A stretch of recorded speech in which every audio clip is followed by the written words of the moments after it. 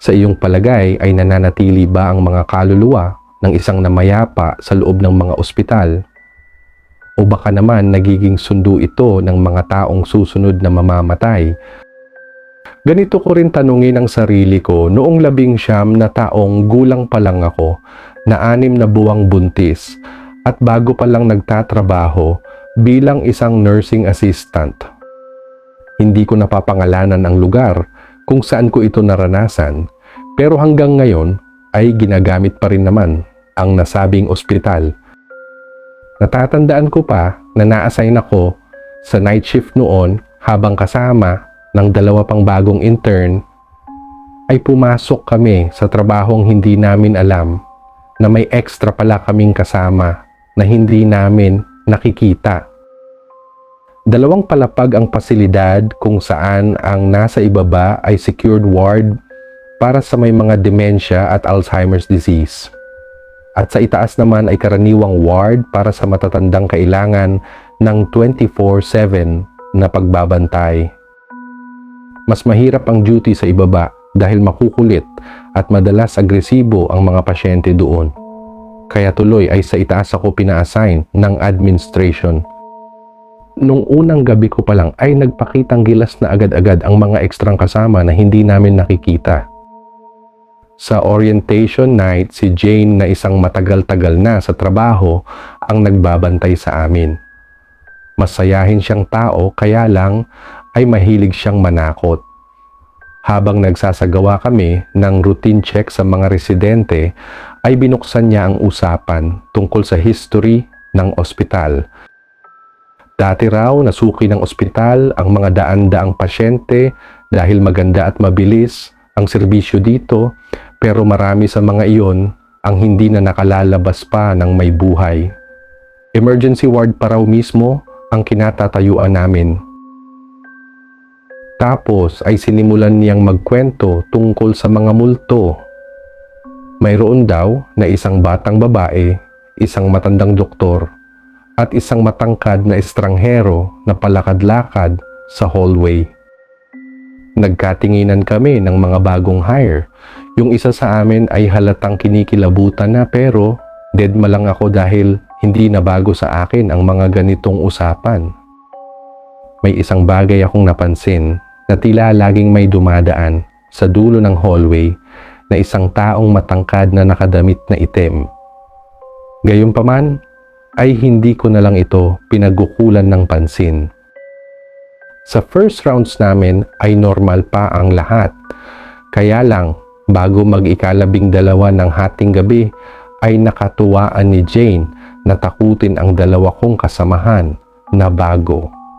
Sinabi niyang may multo sa kwarto sa pinakadulo sa ibaba ng ospital. Nung sinabi ko sa kanila na huwag nang pumunta doon, ay ngumiti lang si Jane at sinabing, "Sinasabi mo lang iyan dahil natatakot ka din, hindi ba?" Hindi ko sinabi sa kanila na may kakaibang nararamdaman ako doon sa gawing iyon. Pero hindi sila nakinig kaya't nagpatuloy lang sila.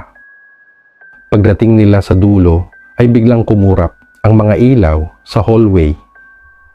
Makailang beses pa iyong nangyari, pagkatapos ay namatay na itong lahat. Dahil doon ay nagsisigaw silang 2 ng ubod ng lakas na akala mo ay mga nababaliw.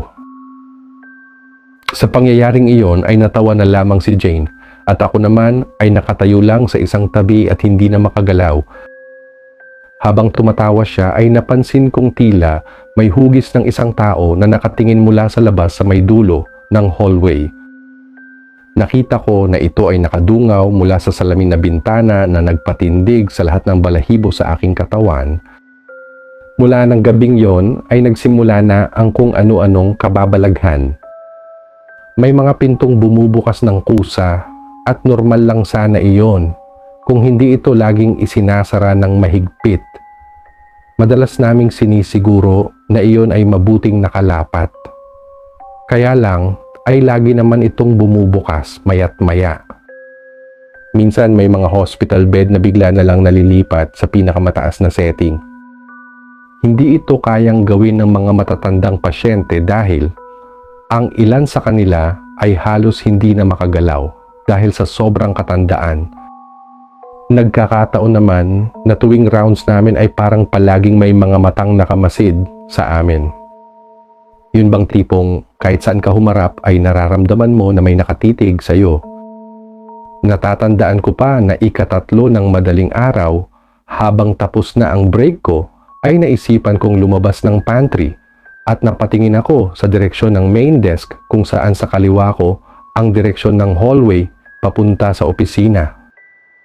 Laking gulat ko pa noon nang biglang bumukas ang call light sa isang kwarto sa may gawing dulo nito.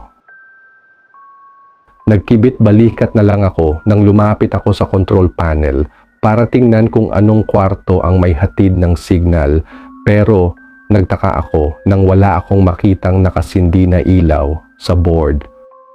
Agad na naglakad si Jane papunta sa kwarto at pabirong sinabi, "Baka naman trip mo lang akong takutin, ha?"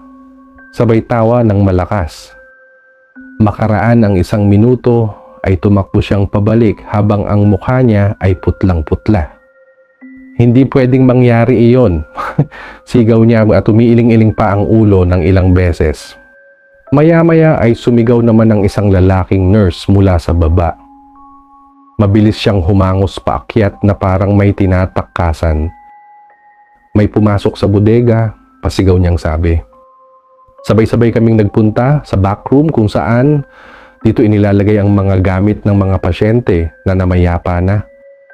Nang buksan namin ang ilaw, lahat kami ay nagtaka dahil wala naman ni isang tao ang naroon. Napansin din namin sa gitna ng kwarto ang isang hospital gown na nakasampay sa sandalan ng isang lumang wheelchair. Nagtama ang mga paningin namin ni Jane nang mapansin namin na tila may bakas ng isang taong umupo doon dahil sa hubog ng pagkakalukot ng hospital gown. Naramdaman ko na pareho ang naiisip namin. Tila ba na ang lugar na ito ay hindi lang basta isang paggamutan. Maaaring ito ay nagsisilbing kulungan din ng mga kaluluwa ng mga pasyente na hindi makaalis-alis sa hindi malaman na dahilan. Matapos ang insidenteng iyon ay nangailangan ako ng bed rest nang dahil sa mga pregnancy complications. Nang ako ay bumalik ay wala na lahat ang mga dati kong kasama. Umalis na raw sila agad-agad nang walang notice sa management at sa loob-loob ko nga ay alam naman nila ang kanilang tunay na dahilan. Kalaunan ay hindi na rin ako nagtagal sa lugar na iyon. Nang sumapit ang last day ko sa trabaho ay naisipan kong dumaan sa lumang bodega. Nakalock na ang mga pintuan nito at doble pa ang kandado. Nang ako ay lumapit, naramdaman ko na habang ako ay nakatayo sa harap ng pintuan nito na tila may naririnig ako na pag-usad ng mga wheelchair na nasa loob ng silid, o maaaring bunga lang ba ito ng malikot kong imahinasyon. Nagpapasalamat po ako sa inyong pakikinig at sa inyo rin Tito Val sa pagkakataong mapakinggan ang aking kwento dito sa Pinoy Mystery Horror. Dito ko na po tatapusin ang aking kwento at magandang araw po sa inyong lahat.